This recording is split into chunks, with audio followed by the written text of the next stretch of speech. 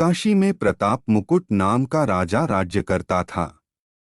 उसके वज्र मुकुट नाम का एक बेटा था। एक दिन राजकुमार दीवान के लड़के को साथ लेकर शिकार खेलने जंगल गया। घूमते घूमते उन्हें तालाब मिला। उसके पानी में कमल खिले थे और हंस किलोल कर रहे थे। किनारों पर घने पेड़ थे जिन पर पक्षी चहचहा रहे थे। दोनों मित्र वहां रुक गए और तालाब के पानी में हाथ मुंह धोकर ऊपर महादेव के मंदिर पर गए। वो मंदिर में दर्शन करके बाहर आए तो देखते क्या हैं कि तालाब के किनारे राजकुमारी अपनी सहेलियों के साथ स्नान करने आई है। दीवान का लड़का तो वहीं एक पेड़ के नीचे बैठा रहा, पर राजकुमार से न रहा गया। वह आगे बढ़ गया। राजकुमारी ने उसकी ओर देखा तो वह उस पर मोहित हो गया। राजकुमारी भी उसकी तरफ देखती रही।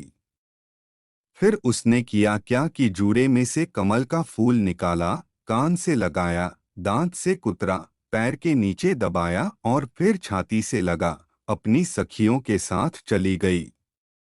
उसके जाने पर राजकुमार निराश हो अपने मित्र के पास आया और सब हाल सुनाकर बोला, मैं इस राजकुमारी के बिना नहीं रह सकता, पर मुझे न तो उसका नाम मालूम है न ठिकाना।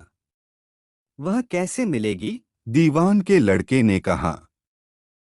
राजकुमार, आप इतना घबराएं नहीं, वह सब कुछ बता गई है।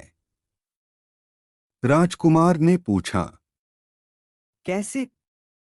उसने कमल का फूल सिर से उतार कर कानों से लगाया तो उसने बताया कि मैं कर्नाटक की रहने वाली हूँ।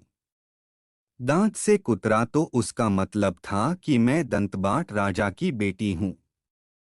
पाँव से दबाने का अर्थ था कि मेरा नाम पद्मावती है और छाती से लगाकर उसने बताया कि तुम मेरे दिल में बस गए हो।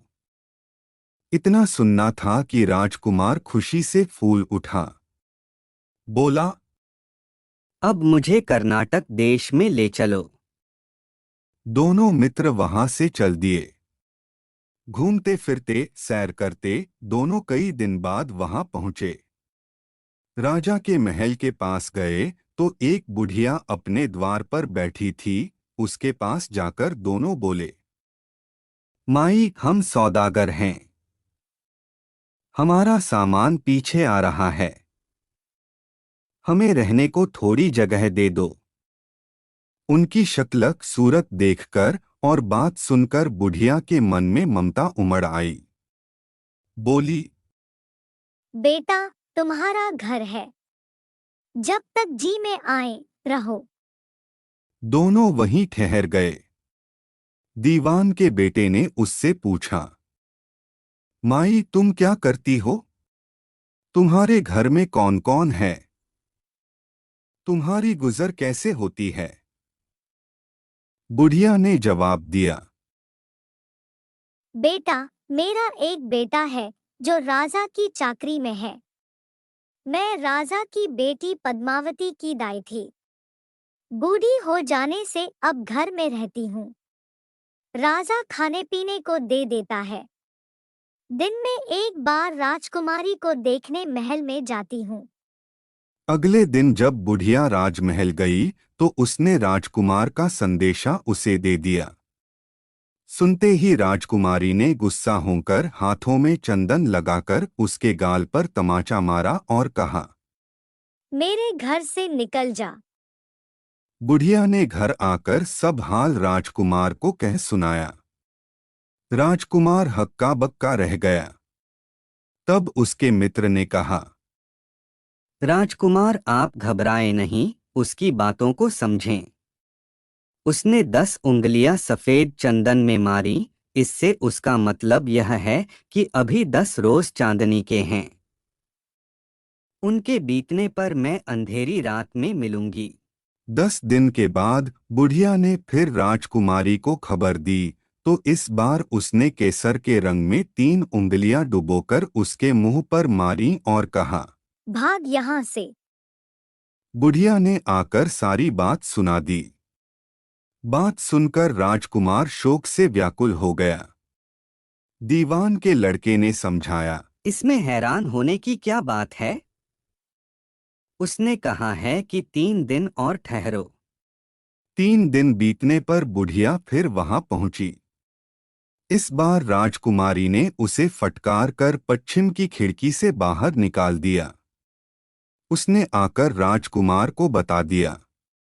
सुनकर दीवान का लड़का बोला, मित्र, उसने आज रात को तुम्हें उस खिड़की की राह बुलाया है। मारे खुशी के राजकुमार उछल पड़ा। दोपहर रात बीतने पर वह महल में जा पहुंचा और खिड़की में से होकर अंदर पहुंच गया। राजकुमारी वहां तैयार खड़ी थी। वह उसे भीतर ले गई।